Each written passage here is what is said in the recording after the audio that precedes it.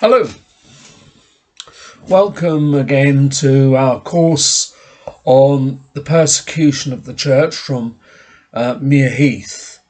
Over the last few weeks, we've seen how persecution in the Roman Empire was not so much concerned with what Christians believed about Jesus Christ as with the political implications of those beliefs, or with the perceived implications, which are not exactly the same thing.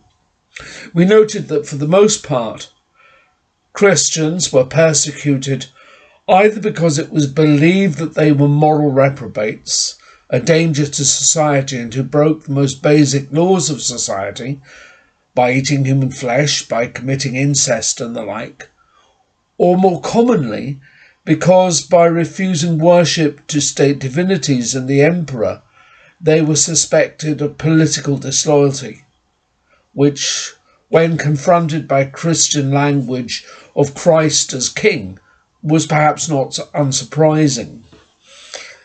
The church, the state, reacted in the only way it understood, by forcing loyalty through torture, death, or other legal measures. And we've also observed in the more modern world how Christians in China are persecuted for much the same reasons. Political rather than strictly religious or theological concerns would appear to be uppermost in the minds of the regime, which is concerned with loyalty and conformity.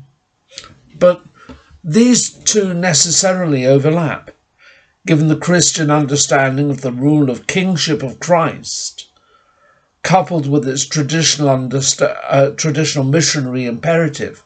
There's bound to arise a conflict between the desires of the state, particularly when it's of a totalitarian nature, such as the Chinese state, and the aspirations of Christians. In Pakistan, although there are a number of contributory factors in the persecution of the church, the primary motivation appears to be theological. Islam is as much a missionary religion as is Christianity, and whilst the state may profess tolerance, the reality of an officially Muslim country is rather different, and thus pressure exerted on Christians to convert to Islam. In the West, most of which has been Christian for many centuries, an entirely different situation exists. The term the West, of course, covers many lands which differ in culture and in history, but may be broadly understood as comprising Europe, the Americas, and Australasia. So what I have to say particularly pertains to Britain and North America, and to a lesser extent, in a somewhat different way, to European countries, especially France. In recent years, there's been a great deal of talk about the supposedly growing persecution of Christians in these areas. Much of this supposed persecution is anecdotal and disputed even by Christian commentators, but all agree that even if some persecution exists, it's of an entirely different order from areas in the world in which Christians are regularly tortured, raped, or horrifically murdered because of their faith in Christ. What is termed persecution is generally, and I would emphasize generally, no more than minor inconveniences, often due to bigotry and ignorance, rather than to any deliberate or systematic attempt to suppress the faith and slay the faithful.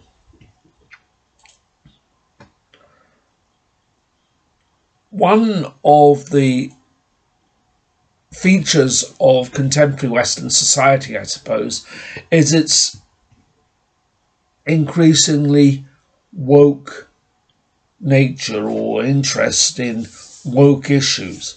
Woke, which is a very broad term, has been defined as having or marked by an active awareness of systematic injustices and prejudices, especially those relating to civil and human rights. Now, it's true to say that Jesus was very alive to the injustices of his time, but to make him into the precursor of the modern woke bloke is to do him a great disservice. For instance, while the general tenor of his speech indicates the fundamental equality of all people before God, he is never recorded as critiquing the institution of slavery, nor is he critical of the subordinate place of women in his society, in spite of his friendly relations with them, nor does he seem to fundamentally disagree with the inferior status of Gentiles vis-à-vis the Jewish people. His concerns were primarily theological and anthropological, concerned with the nature of humanity's being and one's eternal destiny, rather than with sociological observations or direct militant or political action to rectify perceived wrongs. Jesus is far from being meek and mild in the commonly understood scheme of things, but his abiding interest in justice are more to do with an intrinsic relationship to the individual soul's relationship with God and with its eternal destiny, rather than with rectifying perceived injustices for their own sake. Jesus, the man who overturns the tables of the money changers in the temple and who demands justice from people, is the same Jesus who orders us to render unto Caesar what is Caesar's, and reminds us that we have the poor with us always, and that there can be a higher way of serving God than rectifying the lot of those poor. Of course, this is not to say that God is unconcerned with issues of justice, even of economic justice. Far from it. Throughout the Bible, in both Old and New Testaments, we observe that God has a fundamental concern with justice, which springs from his own nature. However, God's ways, as we are reminded, are not our ways, and his ways are higher than ours. God's justice is perfect, whereas ours, at best, is a mere reflection of his. And furthermore, what we perceive as justice may be in direct confrontation with God's ideas. It's become fashionable, although it's part of a trend which has a very long history, to identify Jesus with the concerns of his age. In a sense, this is unavoidable, but we must nevertheless strive to understand that, as a first-century Palestinian Jew, the concerns expressed in his own day are not necessarily the things which concern us today, so we may search the Gospels in vain for direct teaching. Instead, we have to deduce things from general principles. So if, for instance, Jesus has nothing to say about modern warfare, but plenty about the value of human life, it is from these general principles, as often as not, we have to draw particular conclusions. And it may be, and often is, that Christians profoundly disagree about their implications.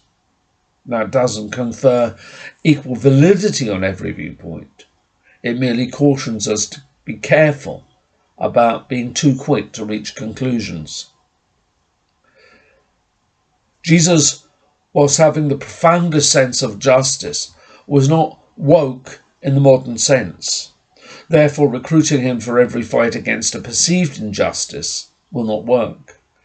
And we must deal with him on his own terms, and those terms may prove uncomfortable, even for most woke among us.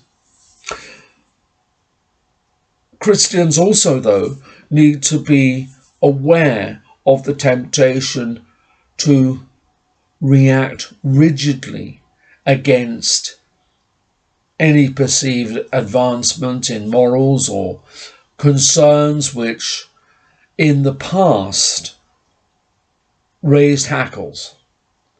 It is perfectly possible that some of the things that Christians opposed in the past could be seen now as being part of the gospel or demanded by the gospel. We need to be aware that the temptation to overvalue a resistance to development, and equally the desire to conform to the concerns of our own age, both of these need to be, if not avoided, at least approached very carefully. And one of the complaints about Christians is that we're intolerant, and intolerance is usually perceived as being the most heinous crime in today's society.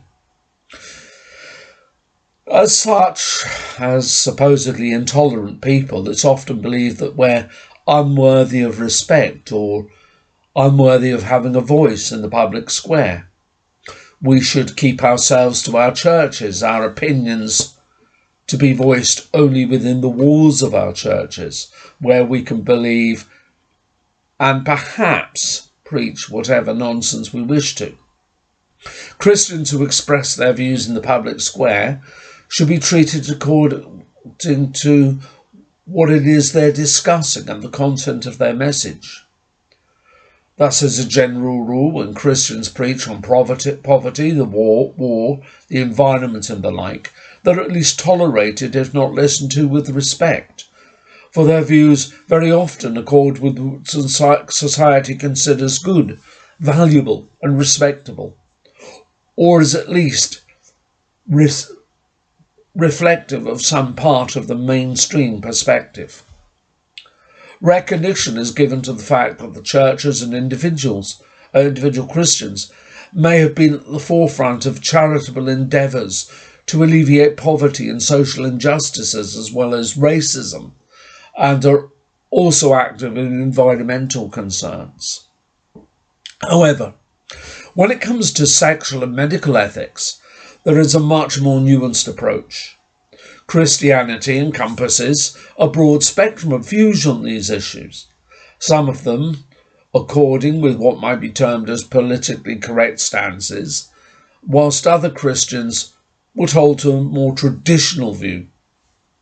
At present, and for many years, the great majority of Christians have, for example, held to the view that abortion is a moral evil, although some Christians tend to have a less strict stance on the matter. Although, somewhat paradoxically, traditional Christians are accused of being anti-science, the unscientific liberal stance on abortion is held up by those liberals as forming an essential part of women's right and a foundational plank of personal autonomy. Although the view that abortion is wrong, if not respected, is tolerated, it's a different matter when Christians and some others act on their convictions by, say, holding prayer vigils outside abortion clinics or by pressing for restrictive changes to the law. Christians have, not infrequently, been subjected to abuse outside of facilities and also occasionally and sadly to assault. The police seem rarely to intervene to prevent this. Political moves recently defeated by the Labour MP Rupert Hooke would have criminalised all such protests within exclusion zones, so-called, around these facilities, but these moves are ongoing.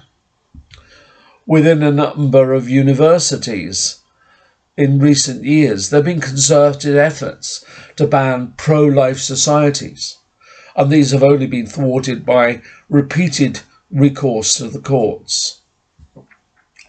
On occasion, and increasingly so, news of Christian street preachers being arrested by the police has emerged. These aren't just anecdotal tales, the video evidence is widely available. In almost all these cases, this is due to some member of the public complaining about being offended by the message preached, usually if it concerns homosexual lifestyles or issues around the transgender phenomenon. There is in law no right not to be offended, and prosecutions almost invariably are thrown out. But they raise the question as to why they're brought in the first place. Whilst the liberal-thinking public demand the right to exercise personal autonomy unfettered by hearing contrary views, the hypocrisy here is staggering. It seems that the only views which are allowed to be expressed are those which accord with the views of the vocal elite. Christians, it seems, are not entitled to speak as they are deemed to be intolerant. However, we all have limits, it seems. So why are these limits not intolerant? Tolerance is a virtue, it seems, which only extends so far. Toleration of views which are unpopular or even countercultural is something which, in our society, is subject to ever-narrowing boundaries. However, is the opposition to these views based on hostility to Christianity per se, or is it something intrinsic in the views themselves expressed, which is considered objectionable, no matter who might express them? In other words, would these views attract hostility regardless of who's expressing them, religious or non-religious? If that's the case, then it's hard to see how Christianity in itself is being persecuted, as other Christians who hold more liberal views are tolerated, often warmly so. So it's probably the opinion, not the religion, which is considered objectionable. Yet even if this is the case, a serious problem is posed. For Christianity is concerned not just about theological belief, an act of worship, but also fundamentally about how faith in God and His Word impacts on our role in the world. Our faith in Jesus Christ, King of the universe, means that we must seek to place every aspect of our lives under His divine rule. No area is outside of our concern, and this necessarily means that we have to be prepared to challenge many of society's norms. This will doubtless bring us into conflict with it, but that's the price, perhaps, that we must pay for fidelity to Jesus Christ. Entry into the debates current in our society requires hard study.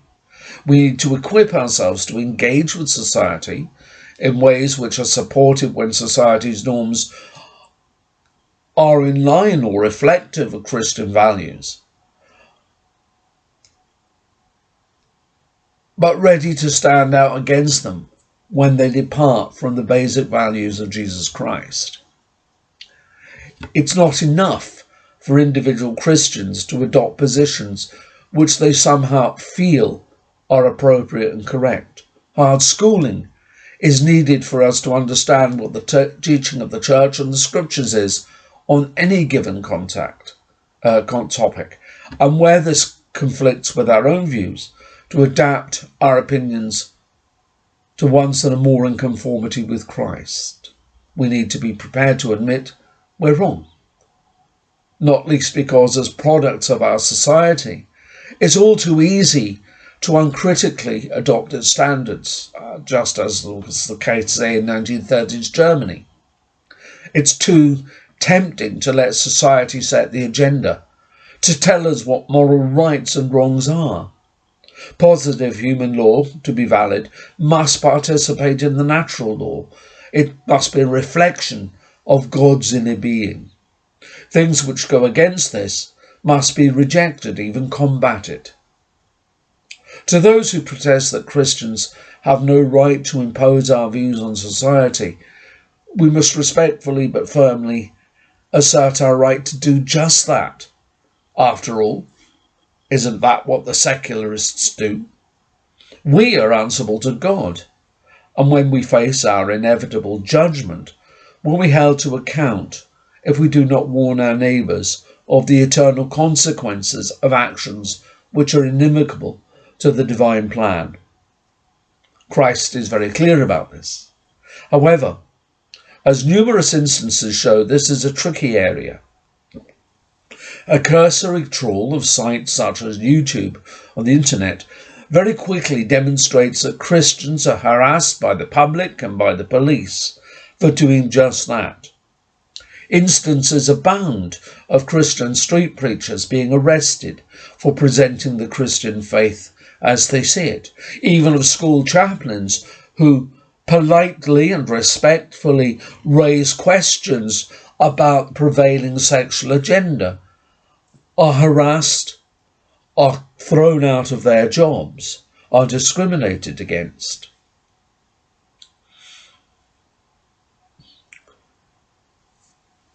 Yet in no way is standing up for the traditional Christian faith contrary to the law, as the courts have repeatedly shown.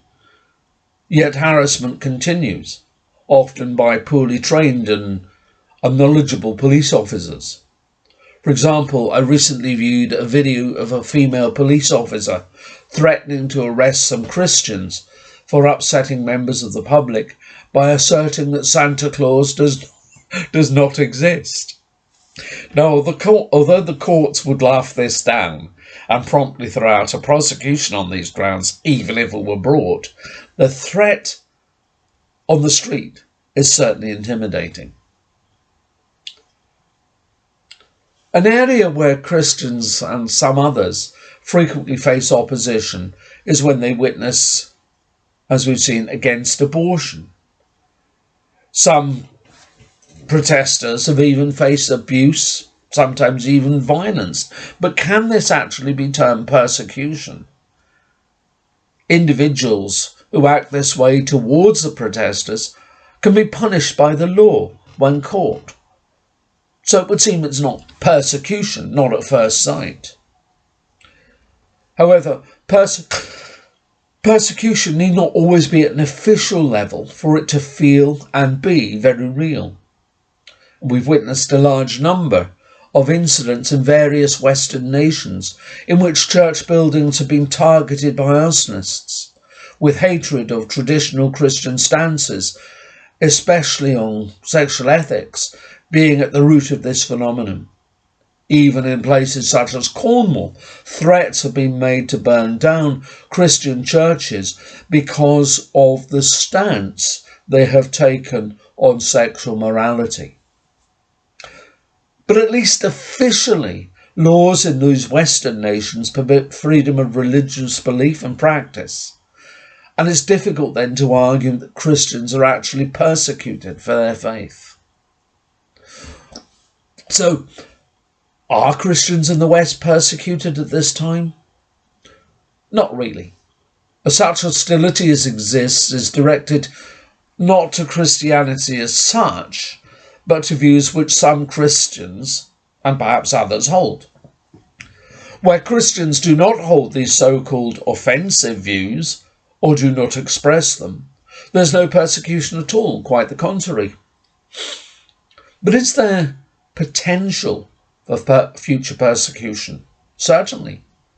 If Christians oppose the zeitgeist, then we'll come into a Christian conflict with the values of our society, and as these will not, as a result, not merely in polite disagreement, but in the desire to be involved in actions designed to challenge and change the course of society, human nature being what it is, there'll come with these conflicts the temptation to crush Christian opposition. This will not necessarily be through violence, but probably more through the increasing marginalisation and deplatforming of those who stand out against the prevailing culture. Although very different from violent persecution of Christians who are targeted for their faith in Jesus Christ alone, nevertheless, it can be said that this is, in fact, a form of persecution. Now, it might be argued that all Christians have to do is obey the laws and the norms of their society, and there would be no problem. But the resulting religion, whilst using the same labels and many of the same practices, would actually be a very different religion.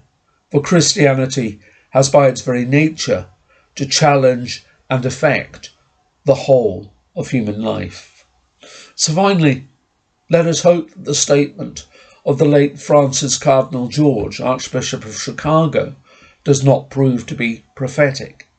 He said that he expected to die in his bed, but his successor would die in prison, and his successor would die a martyr in the public square.